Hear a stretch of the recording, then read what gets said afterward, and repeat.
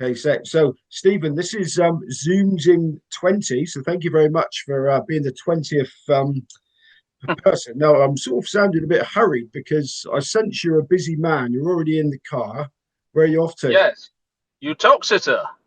Ah, anything specially lined up there? Just don't tell us because it'll be too late for people. They'll only be gutted that they missed three winners if you tell us. Yeah, No, it's they not. were all on. They were all on this morning, Simon. Good man. Well, it's not long since we actually did our betting people, and I met you for the first time. Normally, it's a bit longer for me getting you on my own ones. Has your Now, I'm not taking any credit for this at all because you're already a famous man before, but has your fame made it harder for you subsequently to get on? No, because I do most of mine on course. Look, if I'm getting a bit on in the morning, it is a little bit more challenging because we run around like blue ass flies at about 10 to 8. But generally, it's all right. We're all right at the moment. All those northern bookmakers are still being benevolent, and I saw that nasty, nasty bet you had it. Where was it? You're at the week. Hey, Doc. Four It was horse probably three on, five to yeah, two, 80 bar, and you bet it each way, and you nearly copped the lot, didn't you? I know you've done your yeah, money on yeah. that, but It they're was it still was look, laying you. it was one of my best bets of the year. Well, it would have been. I mean, I can't believe, but surely they're, are they not? Why aren't they knocking you back?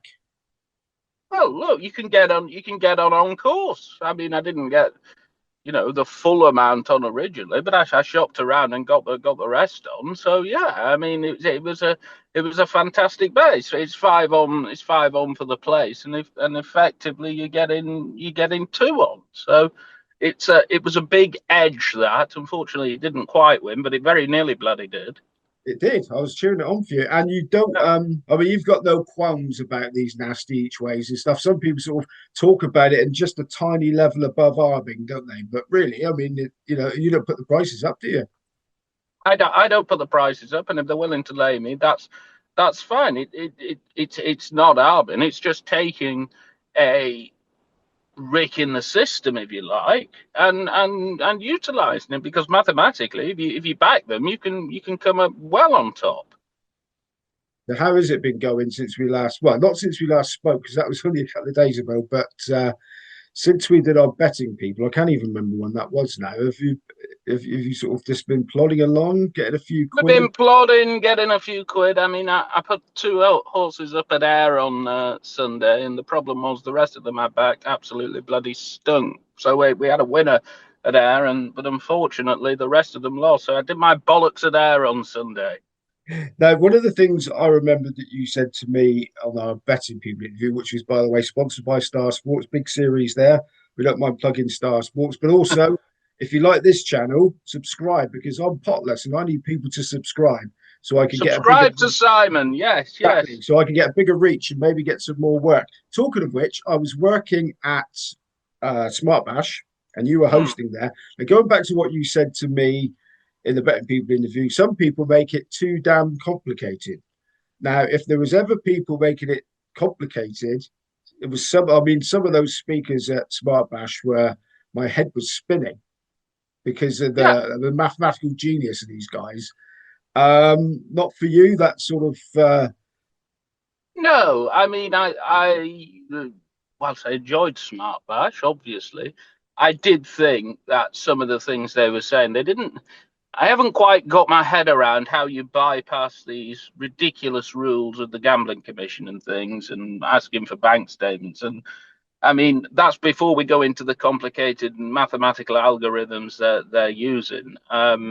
Look, everybody gets to an end point if they want to make it pay, and it's just a question of how you reach it. To me, it seemed unduly complicated. It was like going round the M25 instead of driving on the M74.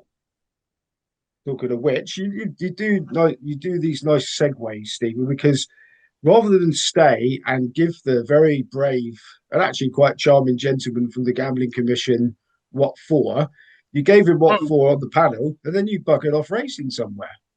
Well, yeah, I may as well do that. Call him a complete and utter tosser, a loser, a a complete how will we describe him? He's like the fun police. They couldn't be asked sending the main man, so they got the bog cleaner, and yeah, called him out over the microphone and basically told him what a pillock he was and his organisation.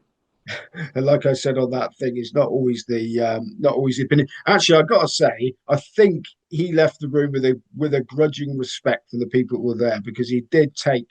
I mean, Michael Punchin sort of basically accused him of talking a lot and saying nothing for 25 minutes, Hmm. um, and a few other people piled in as well. Um, what you know, I mean, he probably drew the short straw. I mean, I have absolutely no sympathy for him whatsoever. You know, people that there seems to be this thing in society. I get fined for taking my little girl out who's 5 on holiday going to school, and you're thinking she learnt to swim. The gambling commission are doing this. Everything. It's control, control, control. This is how you've got to live your life. Not doing anybody else any bloody harm, and they're just an utter freak show. Have you seen, by the way? I know you've been busy this morning. Have you seen the latest breaking news about the information leak by a major bookmaking organisation? No, no. Do tell me. So, well, I'm not going to mention any names because I can't afford to get sued. But I mean, it's on the Racing Post, so I assume people know. But Yeah. there's been a data leak, and people's personal information that they've been asked to submit, I assume, including pay statements, passports, all that stuff, has been compromised by God knows who. So that is that a 101 shot landed? Yes, yeah. I mean, look, if you all betting is you're betting on the probability of something happening, you know.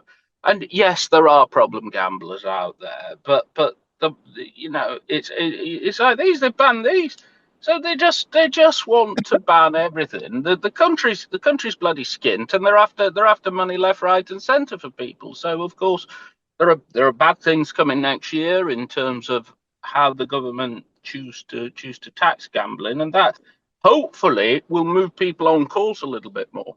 Although they're getting shafted a little bit with the turnover, aren't they? I don't. I mean, I get a fair bit of. I'm just checking your. I wanted to see the messages that you sent me about the questions you were going to ask the poor fella.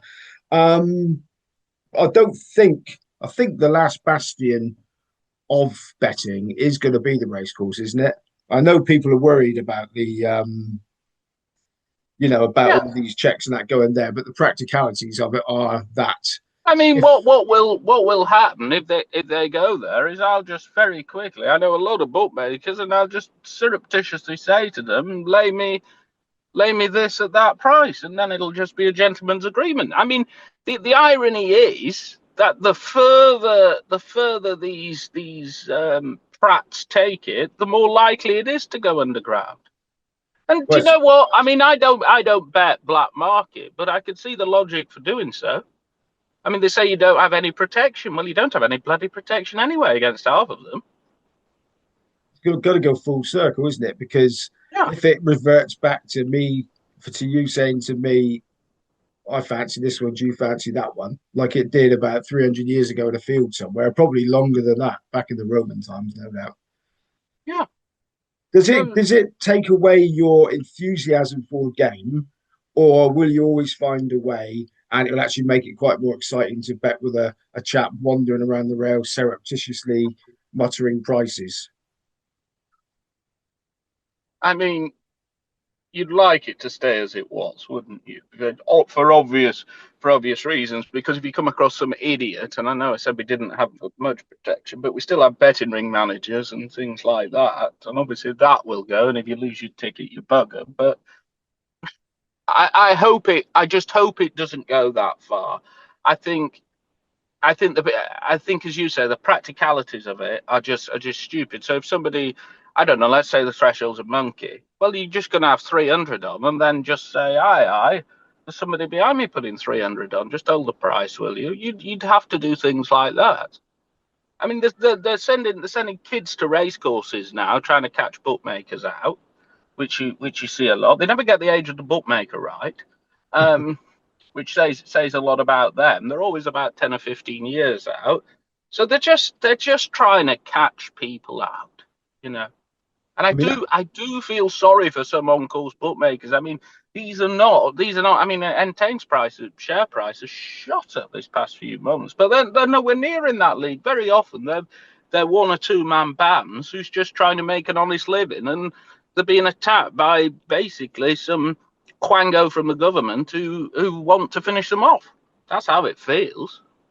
it seems to me it's blindingly obvious. If you've got young people, 18, 19, 20, whatever, coming into a race course and they want to drink and they want to bet, which I'm assuming they want to do at both levels, you just have to prove their age and they get a wristband.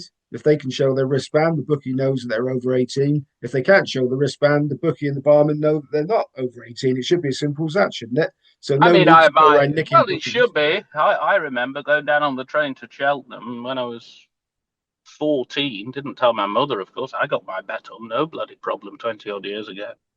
Dearest Ken Sargent, no longer with us, so I can name him. I don't expect there was just poor old Ken that would have laid you, Stephen. So No. you've just for people that haven't seen you previously, races now on Twitter. On Twitter, yes, yes, and somebody does the TikTok and the whatever it is behind that. What's your that's your platform mainly? Mainly, yeah, yeah, yeah, yeah. And But it just seemed to be going well. We're in profit, so there's a good start, isn't it? and is this something that you do seem to be a bit benevolent? I mean, you're giving everybody your information for nothing. Is this something that's going to suddenly result in like a press this button to subscribe? Well, we're trying to go around that avenue. There are other ways of doing it. You know, you could have advertising content. There's a way people can play. So as long as we can try and build it, don't forget we've only been doing daily tips. We're doing the YouTube videos for probably the past couple of years. We've only been doing the daily tips 9 months. So we'll review it after a year, but that's my least preferred option at the moment. And is it put more pressure on you knowing that people are now following you in because I've been doing really well. Well, somebody gave me 20 quid at Kempton. And I was like, no, no, no, no, no. Yeah, of course it does. It's not my money, is it? If it's not my money, it's their money. They've worked for it, hopefully. And good luck to them. I hope they win. I hope we all win. And what we all like and what I like about racing, what I fell in love with is characters. And I think everybody can agree, and even you yourself, that you're a character in the betting ring. Some people have Yeah. suggested that you'd be a good 2025 version of the legendary Big Mac. Have you got any aspirations in that department? If ITV Probably. Racing came knocking, Well, if ITV Racing did come knocking, I think they'd have to sort some of their content out first because there does appear to be a thing with ITV and to an extent some other channels that gambling is a dirty word. Look, hopefully most days 70-80% of people at a racecourse are there to bet. Racing is the most second watch spectator sport in the country, and yet we're going on about what ex-presenters have for breakfast and having these pointless anecdotes. So if we could just shift a little bit away from that, that would be good. I mean, the betting ring is a great place. There's all sorts of people in the ring, isn't there? You know, there's the potless man, there's the lord, and we all stand there as equals. absolutely. Well, I for one would like to see you in a paddling pool with Luke Harvey. I think that'd be great Yes. TV. Yes. Do you know what? Luke Harvey actually interviewed me. Somebody will have the clip somewhere from a stag do, and I was absolutely shit faced at Bangor. He's a top man, Luke. I know we disagreed about the paddling pool thing, but Yes. I'm on like Luke's side Yeah. on that case. He's a top man. Well, thanks very much for your time, Stephen. No But just problem. before you go, how much time have you put into reading that form for today at Utoxeter? Well, it was quite a lot last night. I probably did. What you don't realise is I've done the entire Ponty card as well and a bit of the Brighton card, of which there were no bets. It's probably 3.5, 4 hours last night. That's more than normal, but I just wanted to check a few things, and of course you have the bloody radar out as well. this is a great. There's this app called Home and Dry. It's marvelous because you can see if it's raining and how much rain they've had, which did come into it today. No way. Did you mention that to Tony Calvin at Smart Bash?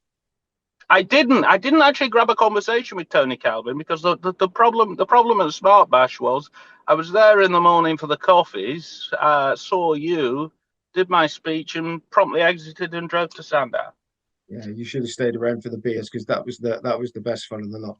Anyway, Stephen, I won't keep you anymore, mate. Thank you very much indeed. No problem. If people are watching this on YouTube and stuff and they don't know about Stephen, you want to check him out on X, Twitter, whatever it's called. Well, it's called X these days, isn't it? Yes. And yes. If you liked what you've seen here, please subscribe and like this channel because I'm trying to build up a bit of a following, if you like. Yes, and I'm sure you need a sponsor, Simon, don't you? Oh, absolutely. Yes, you do. You yes, do. Yes, I do. Any potential sponsors, yeah, they'll have to put a 5-minute filter on you, though, wouldn't they? That'd be the problem. Yes. Anyway, Stephen, I'm sure I'll see you on the turf soon. Thanks for your time. Yes. See you at Goodwood. Good luck today. Yes, you will. I'll be there. Cheers, all right. Thanks. Bye. Thank you. Bye. Hello everyone, just a quick one. If you have enjoyed these videos and are enjoying these videos, can you please like and subscribe to my channel? Thanks very much.